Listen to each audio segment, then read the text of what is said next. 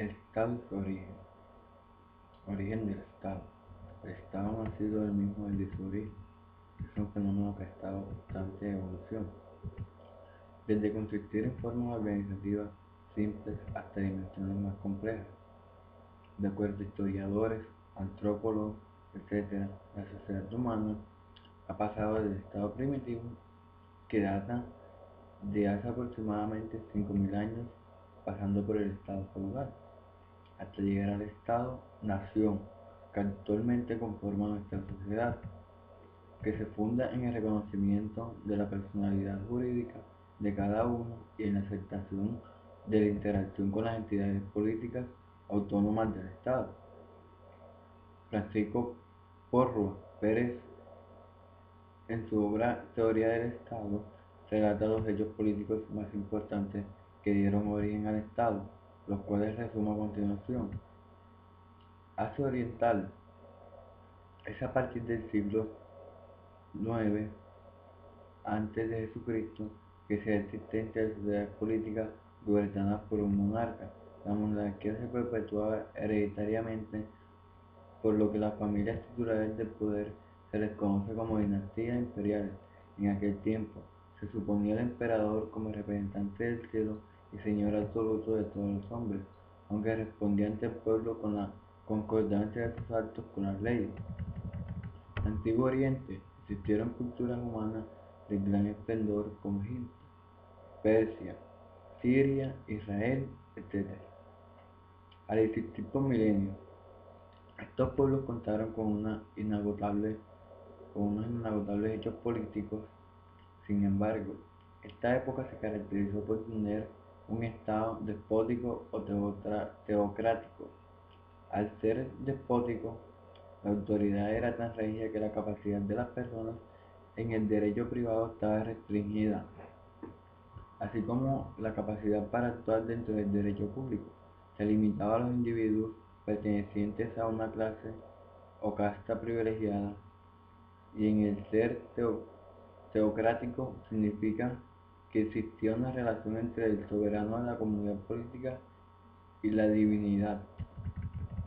Grecia. Dos organizaciones políticas se dieron en la cultura griega, la espartana y la ateniense. Con el tiempo, los habitantes de la polis tomaron parte en las tareas del gobierno, reconociéndoles como hombres libres. No obstante, no participaron en un plano de igualdad, pues la sociedad se dividía en 4 clases, según su forma, y los derechos y deberes estaban en proporción en su riqueza. La característica fundamental de la organización política griega en la potestad absoluta en relación con la misma, con la organización política, que su capacidad para participar en ella a través de la elaboración de leyes, y formuladas las leyes eran impuestas a los individuos, de tal manera que no tenían libertad en el sentido actual. Roma. Su fundación data en el año 750 a.C. En sus comienzos, el gobierno era monarquista, electiva y se dividía en 2 clases, los patricios y la plebe. Los patricios eran la clase aristocrática, tenían derechos políticos y que al reunirse en 10 grupos formaban las curias. En el año 506 a.C. aparece la república como forma de gobierno, pero a finales del siglo II a.C., que empieza el ocaso de la república y se instaura el imperio como régimen monárquico absoluto que perdura hasta la caída de Roma. En el 476 después de Jesucristo, cabe decir que, tratándose de las relaciones del derecho público, existió una esfera de derechos de los hombres, pero limitada, ya que el hombre no siempre tenía la calidad de persona. Esta situación perduró incluso después de haber adoptado el cristianismo. Edad Media. Tuvo su florecimiento con la caída del Imperio Romano de Occidente en el año 476. En esta época siguen influyendo las ideas del Imperio Romano recogidas por Carlomagno, aunque dentro de las comunidades políticas desaparece el monismo político. En la época feudal se acentúa el dualismo, es decir, Al lado del poder del soberano existía la justicia popular. El poder se fue dividiendo de tal manera que se afirmó la posición de los señores feudales dentro de la comunidad política. Estado moderno. A finales de la Edad Media se hicieron esfuerzos por unir al Estado territorial y administrativamente, puesto que éste se encontraba dividida a causa del feudalismo. Con el Renacimiento surgió la concepción del Estado moderno, al igual que se valorizó la razón humana, la colocó como el centro del universo, se supera el dualismo, el Estado está por encima de la Iglesia, desaparece el feudalismo. En esta época nace el absolutismo, que logró nivelar las diferencias entre las clases y los ciudadanos llegaron a tener igualdad jurídica, con sus variantes desde 1789 hasta nuestros días. La estructuración constitucional del Estado moderno es de una comunidad nacional organizada de acuerdo a las funciones correspondientes, además de contar con un orden jurídico que regula las relaciones entre el Estado y los individuos, reconociendo la libertad individual y sometido al poder del Estado de manera limitada, siempre con el fin de obtener el bien común. Ciertamente, Máximo Severo Giannini establece en su obra Derecho Administrativo que las guerras de finales del siglo XV impulsaron a España, Francia e Inglaterra a constituirse en estados. Por lo tanto, el nacimiento del Estado comprende el periodo desde finales del siglo XV hasta el siglo XVII. Posteriormente, durante los siglos XVII, XVIII y XIX, el Estado constitucional tuvo su origen con Locke, Montesquieu, Rousseau, Jefferson y el abate Sieyes, conforme a lo establecido por el Diccionario de Historia Universal 1, el cual indica que entre las exigencias del pensamiento liberal constitucional debía poseer una constitución no otorgada, introducir la división de poderes y garantizar los derechos fundamentales. El Estado es una realidad política, es un hecho social de naturaleza política, en el que los hombres se agrupan con sus semejantes, estableciendo entre sí una serie de relaciones, una intercomunicación de ideas y de servicios, fundamentalmente por la división de tareas. Tales hechos sociales han existido desde la aparición del hombre y seguirán existiendo mientras subsista la humanidad. Concepto del Estado. Existen distintas concepciones de la palabra Estado, desde su magnificación hegeliana, al decir que todo lo que el hombre es se lo debe al Estado, hasta la consideración de Marx de ser un instrumento de dominio de una clase sobre otra. Sin embargo, también se le puede entender como el territorio que cuenta con organización jurídica para gobernar a la sociedad integrante del mismo, en pro de la convivencia, la armonía, la paz y el bien común. En realidad, ¿qué es el Estado? Muchos han tratado de dar respuesta a este interrogante, suscitando otras preguntas. La palabra Estado, etimológicamente, nace de la voz latina status, la cual toma un sentido político de unidad política moderna con Nicolás Maquiavelo, notable hombre del Estado y pensador florentino. En 1513, a este filósofo se le atribuye la introducción del Estado, con su obra El Príncipe, estableciendo los estados y soberanías que han tenido y tienen autoridad sobre los hombres, fueron y son o repúblicas o principados. En esta obra examinó las causas de la grandeza y decadencia de los estados y en atención a ellas propuso una serie de medidas a seguir por los gobernantes para la adquisición, conservación y fomento de su poder.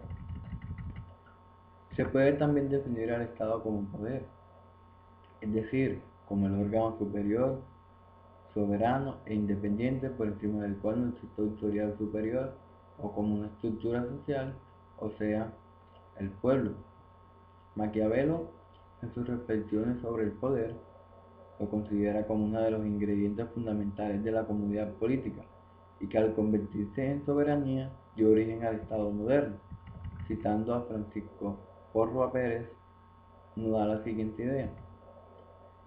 El Estado como ente cultural tiene objeto la obtención de un fin.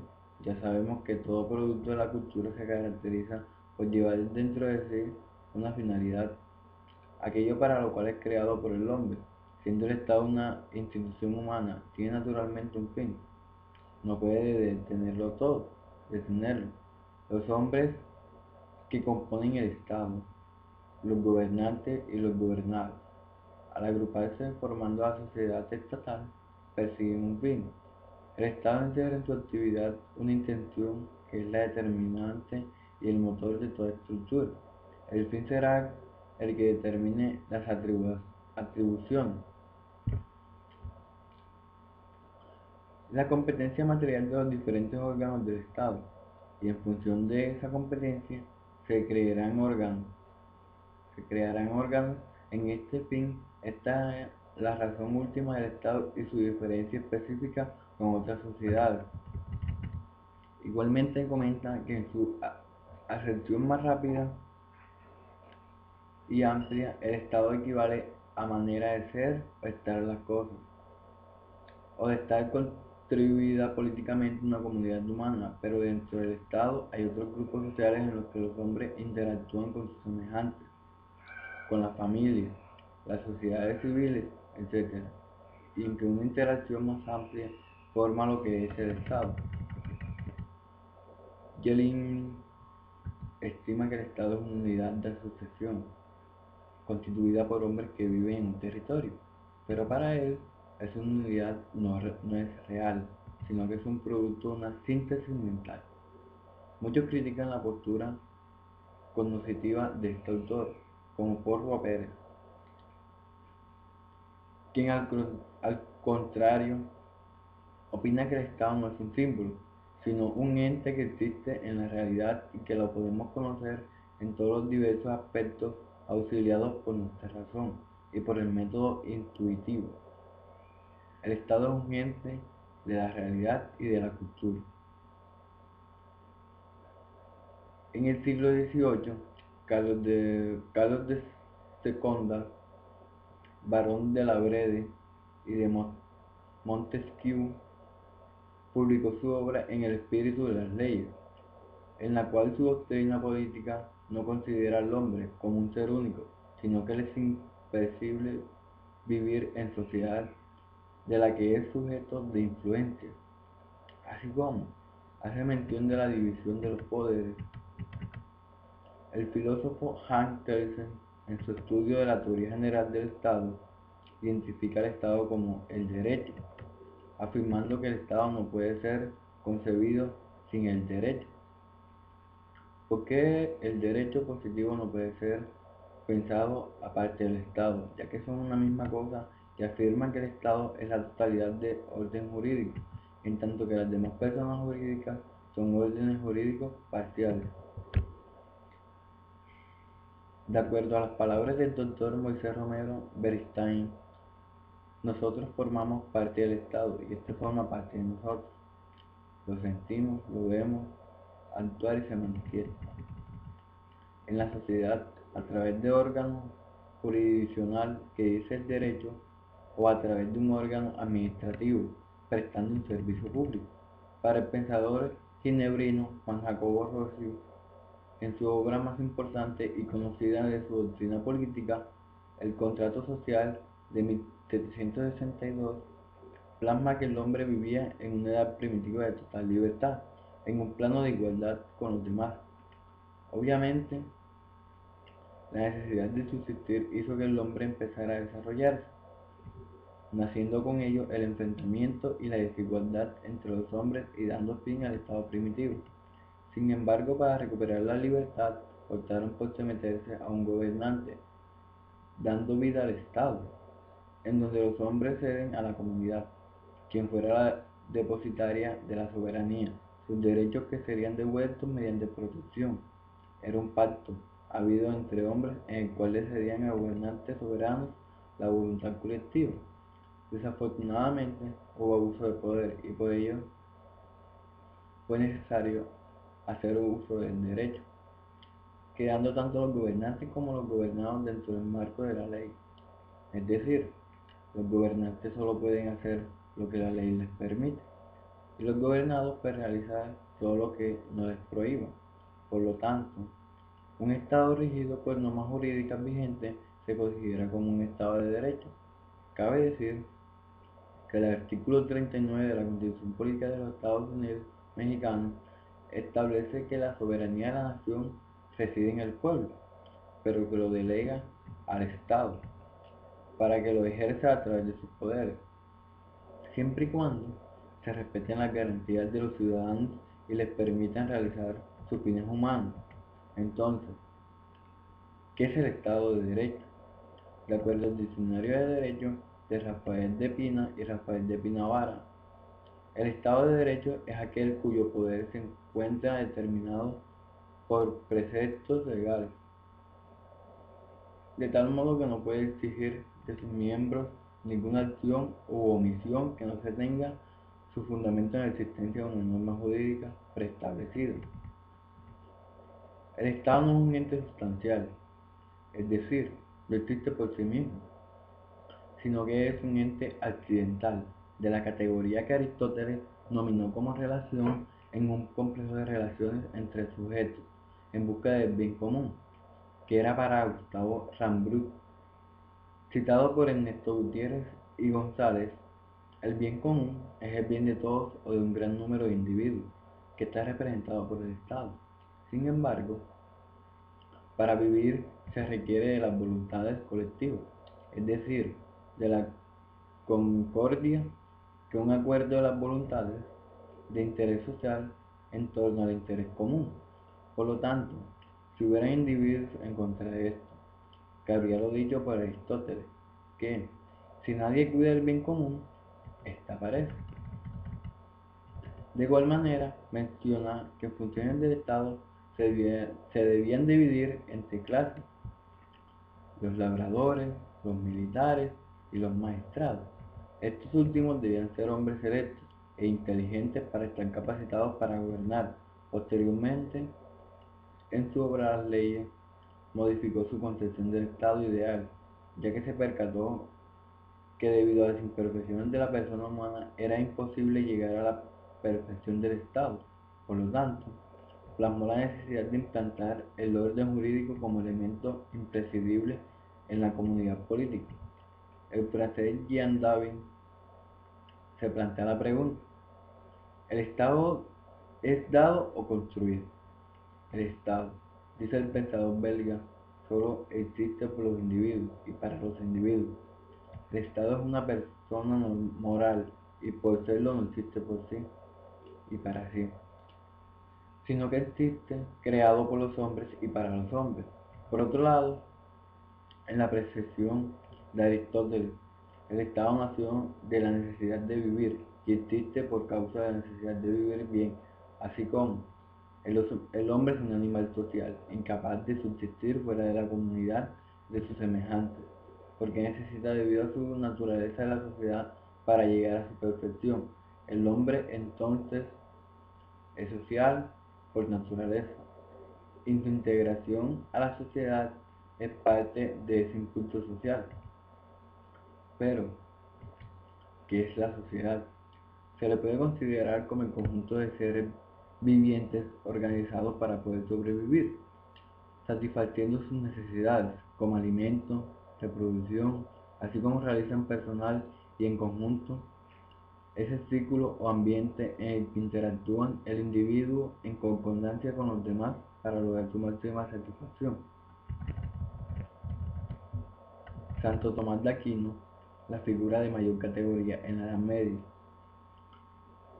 toma a Aristóteles la concepción de la necesidad de la sociedad política en la vida del individuo como ser social, justificando la comunidad política como instrumento para el desarrollo de la sociedad, para la obtención del bien común, y como unificador de la sociedad para evitar su disolución a causa del egoísmo que existe entre los hombres.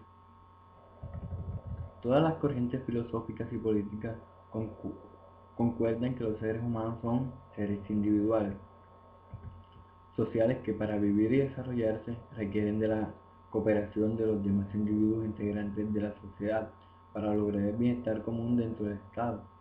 No obstante, como una excepción, los sofistas y Maquiavelo no profundizaron en la concepción del Estado, únicamente se ocuparon de dar a los hombres los medios para lograr el poder político y la dominación efectiva, apoyando la frase maquiavélica del fin justifica los medios. El fin justifica los medios. En cambio, Aristóteles, así como los filósofos de la escolástica de la Edad Media, muy a pesar de realizar un estudio más profundo del Estado, no lograron expresar una doctrina completa de la naturaleza del Estado. Se puede concluir diciendo que el Estado es la comunidad que engloba a todos los individuos que habitan un territorio determinado en una corporación única, dotada de un poder de mando originario y que fue fundada sobre la base del interés general y común que une entre sí, a pesar de las diferencias que separan a los hombres que viven juntos en un mismo país. Elementos del Estado. Dentro de la doctrina de Kelsen intervienen conceptos que giran en torno al Estado, que se refieren a la validez y la vigencia de orden jurídico positivo como orden jurídico, voluntad del Estado, territorio, esfera espacial de validez del orden jurídico positivo, pueblo, esfera personal de validez del orden jurídico positivo, soberanía, cualidad del orden jurídico del ser supremo y total, poder del Estado, vigencia o validez del orden jurídico, centralización o descentralización, problema de articulación del orden jurídico. Kelsen toma al Estado como un ente jurídico, sin considerar los aspectos sociológicos y de valoración jurídica, por ser temas metajurídicos. Sin embargo, él mismo se contradice a decir que el Estado no son los hombres que vemos y tocamos, sino únicamente un sistema de normas que tiene por contenido una conducta humana. El derecho nace de la realidad social, puesto que el sistema jurídico se basa en hechos en los que intervenga el hombre, en donde su conducta hace efectiva al orden jurídico. Por lo tanto, así como el derecho nace de la realidad social, debe evolucionar como la misma. Sustentando lo dicho, Francisco Porrúa Pérez comenta, por debajo del Estado, en sentido puramente jurídico o kelseniano, existe una realidad social que lo produce, inicialmente que lo elabora, que después lo va condicionando, manteniendo, vitalizando y finalmente lo va desarrollando, adaptando ese orden jurídico a las cambiantes realidades sociológicas que hagan regular. Para que puedas definirte correctamente al Estado, cualquiera sea la corriente o teoría, debe incluirse en su definición los tres elementos personales indispensables en su estructuración: A. Población. B. Territorio, siendo los elementos materiales del Estado. Y C. Soberano, poder soberano como elemento formal. De acuerdo a Karen de Malberg en su libro Teoría General del Estado, estos elementos se definen como: A. Población. En cada estado se encuentra, desde luego, un cierto número de hombres que componen la población. La pertenencia al Estado hállase condicionada por un vínculo jurídico específico, la nacionalidad, que debe distinguirse de la ciudadanía, que implica la facultad de intervenir con el carácter de órgano en la vida pública. La población de un Estado vale sobre todo como un pueblo, constituyendo étnica y políticamente el núcleo de energía convergente, mantenedor de aquel en el espacio y tiempo, territorio.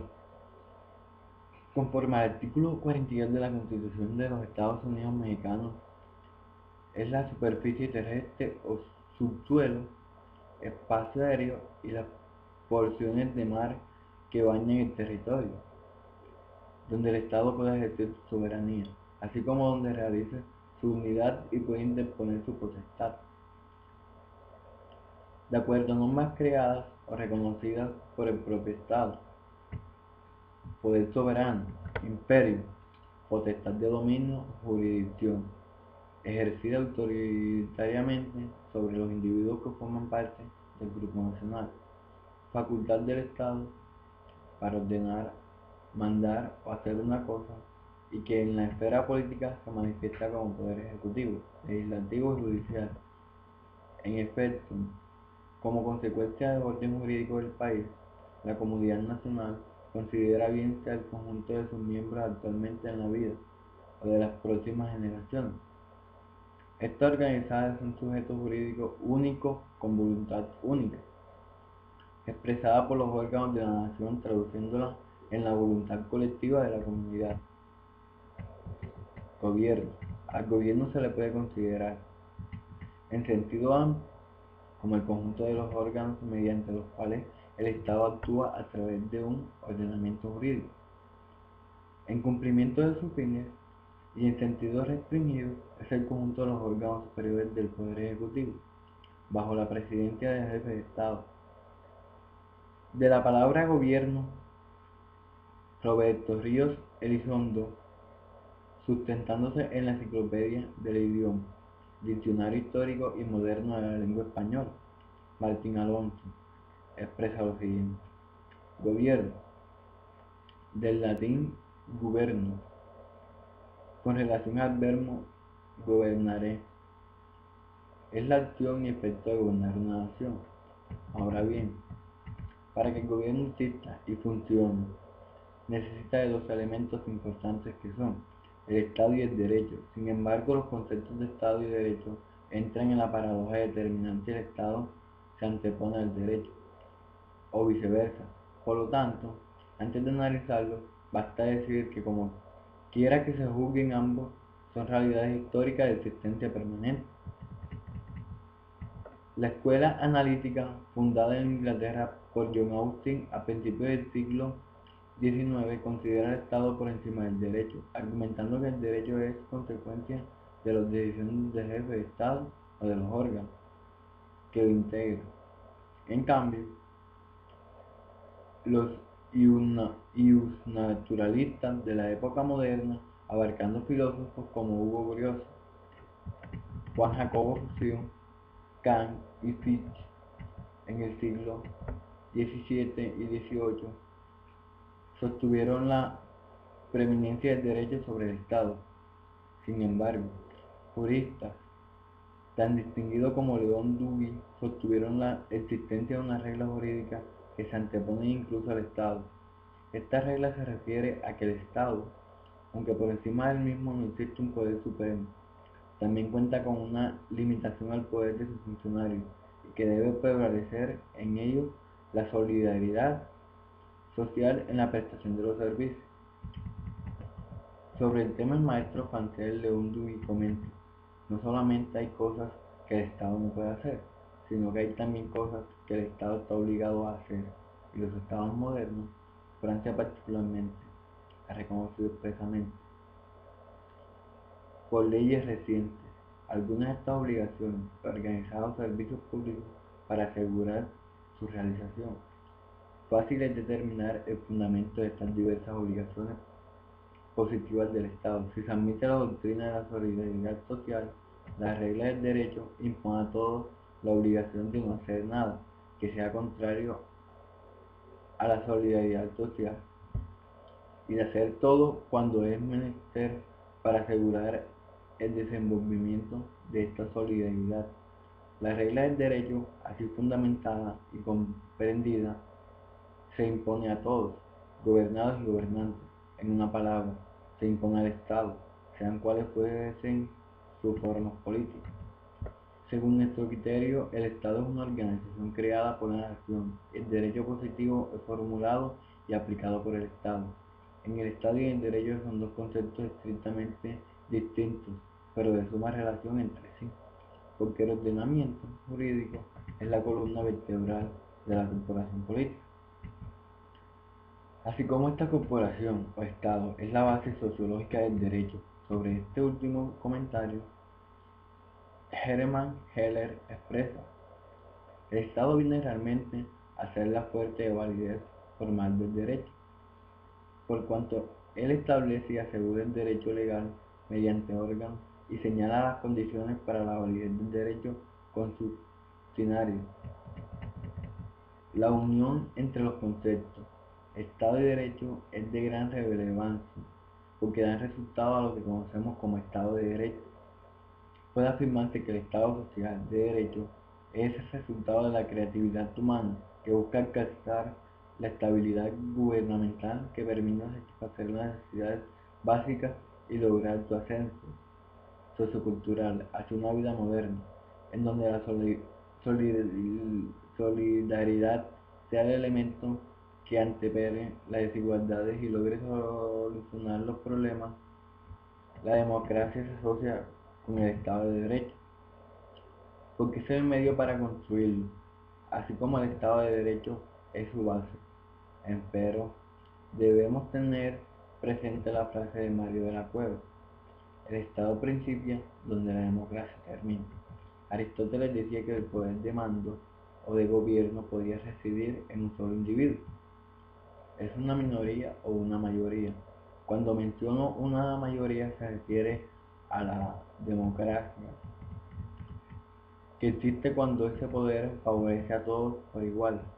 Cabe decir que nuestra Constitución Política, en su artículo 40, consagra la democracia, al expresar que estamos constituidos con un gobierno democrático. Asimismo, en el artículo 39, se establece que el poder público dimana del pueblo y para beneficios del mismo, situación que caracteriza a la democracia. Citando a Atenas Ramírez, nos da la siguiente idea: la democracia moderna es resultante del liberalismo político, por cuanto constituye la fórmula conciliatoria entre la libertad individual y la coacción social. Continúa diciendo que, mediante la democracia, dio respuesta el liberalismo político a la pregunta de Rousseau en su obra del contrato social, de cómo encontrar una forma de sociedad en la que cada uno, aun uniéndose a los demás, se obedezca a sí mismo y mantenga por consiguiente su libertad anterior. Rousseau visualizó esta sociedad en donde el poder de gobierno era determinado por el pueblo. Entonces, el individuo es partícipe de la creación de la forma de gobierno, así como subordinado de la voluntad del Estado establecida en su ordenamiento jurídico. Retomando las palabras de Atenas Ramírez, la democracia significa que la voluntad representada en el orden legal del Estado es idéntica a las voluntades de los súbditos. Sin embargo, recalcando que los gobernantes solo pueden hacer lo que la ley les permite, y por consiguiente, los gobernados pueden hacer todo lo que no les prohíben. Por lo tanto, un Estado cuyos diferentes órganos de gobierno y los individuos que lo integren se encuentren sometidos a las normas jurídicas vigentes es reconocido como un Estado de Derecho. Actividades del Estado. La división de poderes es una institución política proyectada en la historia, pues desde Aristóteles hasta Montesquieu, inclusive todos aquellos les preocupó la división de poderes. Dedujeron sus principios de acuerdo a una realidad histórica, considerada como la principal limitación interna del poder público. La división de poderes, su complemento, es la limitación externa de las garantías individuales, ya que si en un solo poder se acomodan todas las facultades, hiciese lo que a sus derechos convenga. Al respecto, Lucky, en su ensayo sobre el gobierno civil, afirmaba: para la fragilidad humana, la tentación de abusar del poder sería muy grande. Si las mismas personas que tienen el poder de hacer las leyes tuvieran también el poder de ejecutarlas, ¿Por qué podrían dispersarse entonces de obedecer las leyes que formulan y acomodar la ley a su interés privado, haciéndola y ejecutándola a la vez? Y en consecuencia llega a tener un interés distinto del resto de la comunidad, contrario al fin de la sociedad y del Estado.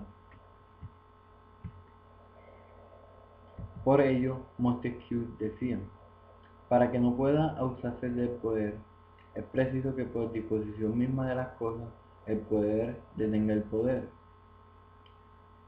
Esto quiere decir que al limitar el poder público a través de la división,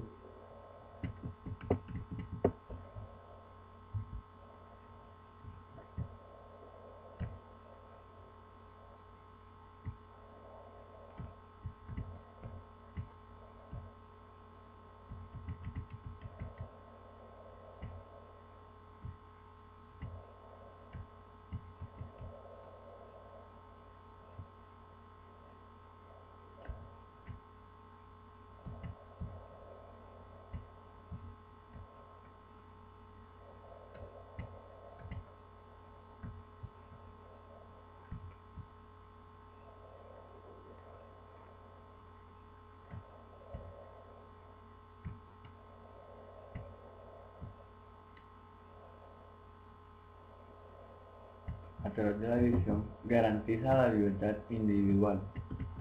No se trata que la división de poderes sea rígida y no permita que un poder intervenga en el otro, sino que cada uno de sus competencias y facultades logren la coordinación en sus funciones para lograr el fin del Estado.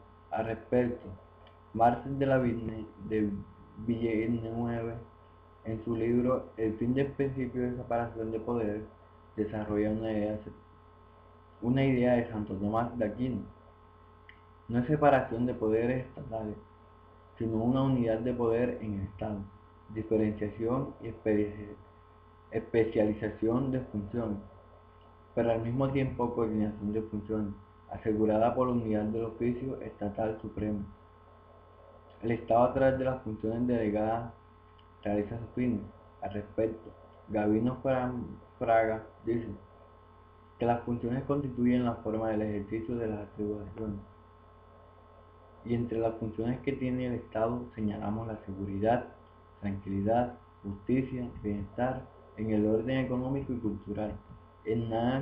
Hermann Heller, sobre la función del Estado, comenta: la función del Estado, como la de todo fenómeno histórico, consiste pues en la organización y activación autónoma de la cooperación social territorial, fundada en la necesidad histórica de un estatus vivendi común que armonice todas las oposiciones de interés dentro de una zona geográfica, la cual, en tanto no existe un Estado mundial, aparece delimitada por otros grupos territoriales de dominación de naturaleza semejante. En nuestro derecho positivo se han adoptado la doctrina clásica de la división de poderes, siendo las funciones encomendadas a los poderes públicos que deberán hacer: cumplir, ejercitar, siempre con un fin jurídico, al hablar de la función del Estado. Andrés Serra Roja menciona que las funciones del Estado son los medios o formas diversas que adopta el derecho para realizar los fines del Estado, en virtud del artículo 49 de nuestra Constitución. El supremo poder de la Federación se divide para su ejercicio en tres funciones, que son la ejecutiva, la legislativa y la jurisdiccional. Cada uno de estos poderes, con objetivos distintos, esta misma estructura es guardada para los 31 estados integrantes de nuestra federación, según el artículo 116 de la misma ley. Retomando el artículo 49, se menciona que no podrá reunirse en una sola persona a corporación dos o más poderes, ni que el legislativo le corresponde a un solo individuo, salvo las facultades extraordinarias del Ejecutivo, conforme al artículo 29 de la Ley Suprema, establecida para casos de emergencia nacional. En ningún otro caso, salvo lo dispuesto en el segundo párrafo del artículo 131, se otorgarán facultades extraordinarias para legislar. Sin embargo, para ser válido un acto, puede ser necesaria la participación de dos poderes. Por ejemplo, en la celebración de los tratados en los que participa el presidente de la República y el Senado, o otorgado a uno de los poderes facultades concernientes a otro poder. Ejemplo, la facultad judicial del Senado para conocer de delitos oficiales de los funcionarios con fuero. Así pues, aunque se habla de división de poderes, no se trata de una organización inflexible, sino de una coordinación de poderes. Función legislativa. La función legislativa consiste en la creación y la elaboración del derecho objetivo a través del poder legislativo que está representado por el Congreso de la Unión, el cual, de acuerdo al artículo 50 de la Constitución Política de los Estados Unidos Mexicanos, se establece que se encuentra dividido en dos cámaras, una de diputados y otra de senadores. La legislación es la principal fuente formal de las normas del derecho positivo, sobre todo en los sistemas jurídicos de derecho escrito, siendo la ley producto de la misma. Por tal se entiende a la norma jurídica que, con carácter general, obligatorio, abstracta y coercible, resulta de un proceso específico de creación por parte del órgano, autoridad facultada al efecto, o sea, como producto del acto legislativo, que regula a todos los que pertenecemos al Estado. Abstracta, porque la ley debe ser establecida como un supuesto que puede o no acaerse, pero que rige para todos los casos posibles que, sucedidos en la realidad, se adecúen a los rasgos fundamentales abstractamente descritos por la norma. B. General. La ley le exige que sea establecida, dirigiéndose a todos aquellos que estén completados en su hipótesis normativa. C. Obligatoria, porque sustentando el derecho en los valores éticos y jurídicos, garantiza por medio de la coacción el cumplimiento de sus normas. D. Coercible, porque puede ser impuesta la ley aún en contra de la voluntad de los ciudadanos. Asimismo, los artículos 71 y 72 constitucionales establecen las reglas de cada momento del proceso legislativo. Estas fases son: iniciación, discusión, aprobación, sanción, publicación, iniciación de la vigencia. En el artículo 71 antes mencionado se presenta la iniciación, pues tienen derecho a iniciar leyes y decretos. 1. El presidente de la República. 2. Los diputados y senadores al Congreso de la Unión. 3. Las legislaturas estatales. Ahora bien, en el artículo 72 constitucional se menciona: la discusión se suscita cuando la Cámara de Diputados y Senadores deliberan si una iniciativa se debe aprobar o no. La aprobación, como su nombre lo dice, sucede al momento que las cámaras aprueban una iniciativa de ley o decreto.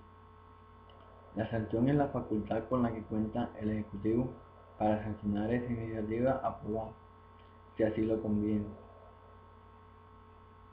La publicación de la iniciativa le corresponde al Ejecutivo, después de haberse discutido en la Cámara de Origen y en la Cámara Revisora. La iniciación de vigencia de la ley o decreto se da en el momento de la publicación de la misma. Función jurisdiccional. La función jurisdiccional es creada por el Estado como una necesidad de organización y estabilidad del orden jurídico.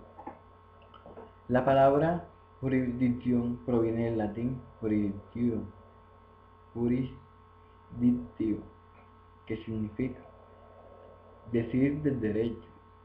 Por lo tanto, la función jurisdiccional es la acción jurídica que tiene como fin la declaración del decreto de un caso determinado, contencioso o como cosa juzgada, que se manifiesta a través de su acto fundamental, que es la sentencia. La sentencia es dictada por los juzgadores, que reciben el nombre de jueces y resuelven la controversia entre partes, siendo entonces considerada con carácter de cosa juzgada y con fuerza ejecutora. Cuando se habla de cosa juzgada, significa que la decisión del juez no puede convertirse por las mismas partes en conflicto, ya que al Estado se le interesa la seguridad jurídica y la tranquilidad social. Por lo tanto, cuando se menciona que la sentencia tiene fuerza ejecutoria, es que el Estado puede hacer uso de la fuerza pública para el cumplimiento de la sentencia dictada, si así lo necesitase. En nuestro sistema político, de acuerdo al artículo 94 constitucional, la actividad jurisdiccional se atribuye al Poder Judicial, depositada en una Suprema Corte de Justicia, en un tribunal electoral, en tribunales colegiados y unitarios de circuito y en juzgados de distrito, y en un consejo de la Judicatura Federal, quienes deberán cumplir cabalmente con apego a la ley para no transgredir al orden jurídico que impera en el Estado. El derecho existente en el artículo 100 de la Ley Suprema, el Congreso de la Judicatura Federal será el encargado de la administración, vigilancia y disciplina del Poder Judicial Federal, con excepción de la Suprema Corte de la Justicia de la Nación. Según Andrés Serra Rojas, el Poder Judicial como órgano jurisdiccional, a través de los jueces, al pronunciar imparcialmente una sentencia, descubre la intención de la ley y la aplica en el caso en controversia. Entonces, cuando el legislador hace las leyes, su intención no es que se hagan arbitrariamente, sino dictar normas que protejan las garantías e intereses de los gobernados. La aplicación misma del derecho a problemas concretos correspondientes al juzgado o juez conlleva una evaluación de las realidades rodeadas de muchas e impredecibles circunstancias propias de la realidad humana, cuyo desciframiento implica operaciones lógicas y valorativas para los cuales se aplica el método silogístico. Mario Álvarez menciona que hasta apenas una parte de este siglo prevaleció la idea de que el juez se concentraba a una labor de lógica formal con base en el sociologismo. Durante el siglo XIX en Francia, la escuela de la exégesis fue quien propagó este método de ampliar el derecho. Su tesis radicaba en que sólo la ley escrita podía ser fuente de decisiones concretas. Luego entonces, la función judicial era sólo de lógica formal y se reducía a una ampliación mecánica del silogismo que partía de las premisas mayores que se encuentran en las leyes.